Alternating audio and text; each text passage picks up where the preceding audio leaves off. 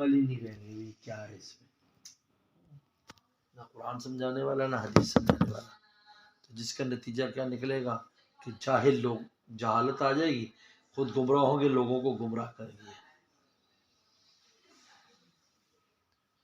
تو جو سورسز ہے نا وہ تعلیم اور علم اور بکس ہے، وہ سورس ہے نہیں.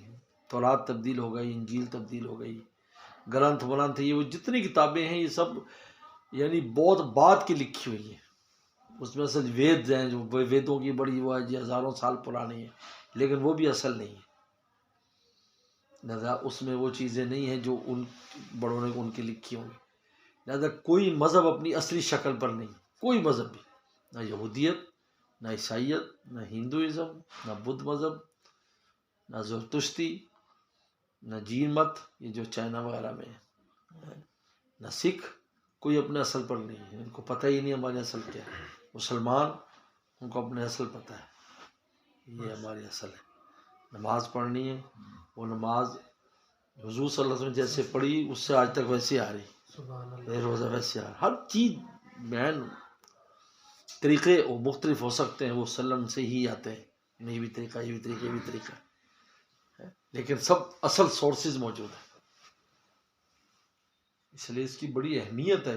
یہ سورس جو ہوتا ہے، اس لیے الیوم اکملت لکم دینکم واتممت علیکم نعمتی ورضیت لکم الاسلام، آج میں نے تمہارا دین مکمل کر دیا. یعنی یہ اتنی بڑی آیت ہے اور اتنی بڑی بشارت اس میں کہ پورا قانونی طور پر لا کے حیثیت سے اسلام بالکل کمپلیٹ ہے. کوئی اب کمی نہیں ہے اس میں، کہیں آپ یہ فلاں چیز نہیں ہے. تو لہذا الحمدللہ ہم ہر چیز انجام دیتے ہیں، ہر چیز ہمارے پاس ہے، ہر چیز کا حل ہے، ہر چیز کا حل ہے. کسی سے عیسائی نے کہا تھا نا وہ بڑا، تو نے کہا عیسیٰ صلی اللہ علیہ وسلم سے شادی کے بارے میں، بیوی بچوں کے بارے میں کوئی بات ہے تمہارے اس میں کہ بیوی کو کیسے رکھنا ہے، بچوں کو کیسے رکھنا ہے؟ بیوی بچے تھے ہی نہیں ان کے، تو بعد میں آئیں گے تو ہوں گے. حضور صلی اللہ علیہ وسلم بیویاں بھی تھی، بچے بھی تھے، رشتہ دار بھی تھے، سسرال بھی تھے، داماد بھی تھے، سب کچھ تھا. اب کیسے ڈیل کیا ان کے ساتھ سب ہمارے سامنے. وہ کافی تو شادی بھی نہیں کرتے، وہ شادی بھی نہیں کرتے نا، وہ جو اس کی وہ ان کی شادی بھی نہیں کرتی، اس وجہ سے نہ ناند شادی کرتی ہے، نہ پادری کرتا ہے، ویسے کام چلائے رکھتے ہیں.